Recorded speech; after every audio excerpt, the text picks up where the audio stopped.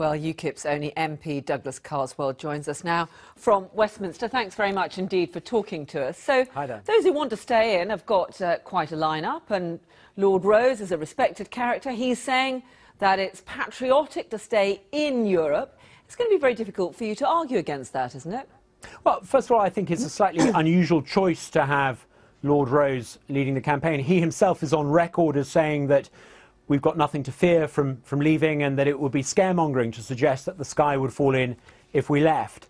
But, you know, I grant you that there are some corporate lobbyists and some corporate vested interests lining up with this slick top-down in campaign. But, you know, the out campaign has 1,400 CEOs and entrepreneurs. It's got some very well-known business people who are coming together to say that actually we would do better if we were to leave the European Union, and that, you know, actually our future prosperity depends on us being able to trade not with the world's only declining trade bloc, the EU, but with the wider world. And I have to say, I think the business opinion is pretty evenly split. But those campaigning to stay in have at least coalesced around one campaign. The out campaigners have got two different campaigns scrapping amongst one another, and that's going to undermine your cause, isn't it? Think that through. If you're a narrow, top-down, lobbyist-led campaign, then yep, you're going to be pretty slick and you're going to look pretty unified. But if you've got broad support, which the Leave campaign has, you're going to have different strands of opinion. It's precisely because the Leave campaign is so broadly based and popular and bottom-up that we have different campaign strands and different groups vying to lead the campaign. But only one campaign is actually going to be recognized. It's a reflection of the broad-based nature of the Leave campaign. Mr. Carswell, the point is that only one of those out campaigns is going to be properly recognised. And isn't it going to be confusing for people out there if they've got two different campaigns with two different pictures? No one knows who's going to be recognised as the official campaigners to leave.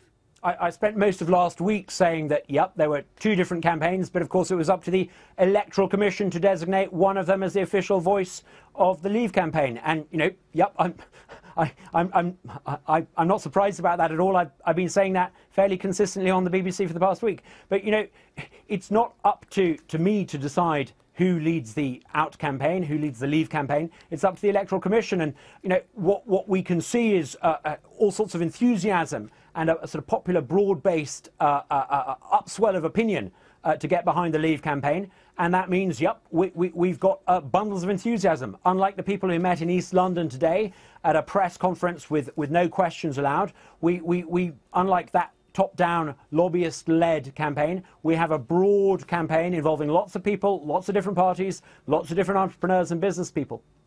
Isn't this all a bit premature, though? Don't most people want to wait and see what David Cameron gets from this renegotiation before they make their minds up? Shouldn't you be simply waiting to find out what is on the table before you gear up for these campaigns? Well, with respect, I mean, I personally came to the conclusion that Britain would be better off outside the EU some time ago.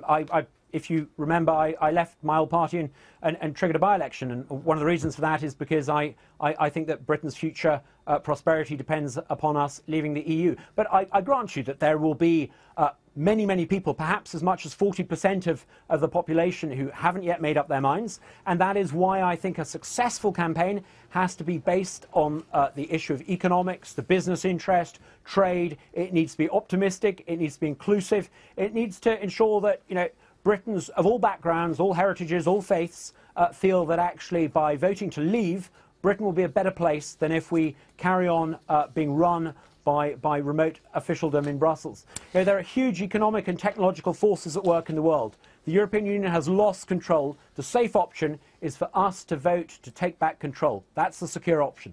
Okay, Douglas Carswell, for now, I'm sure these arguments have many months to run. Many thanks. Thank you.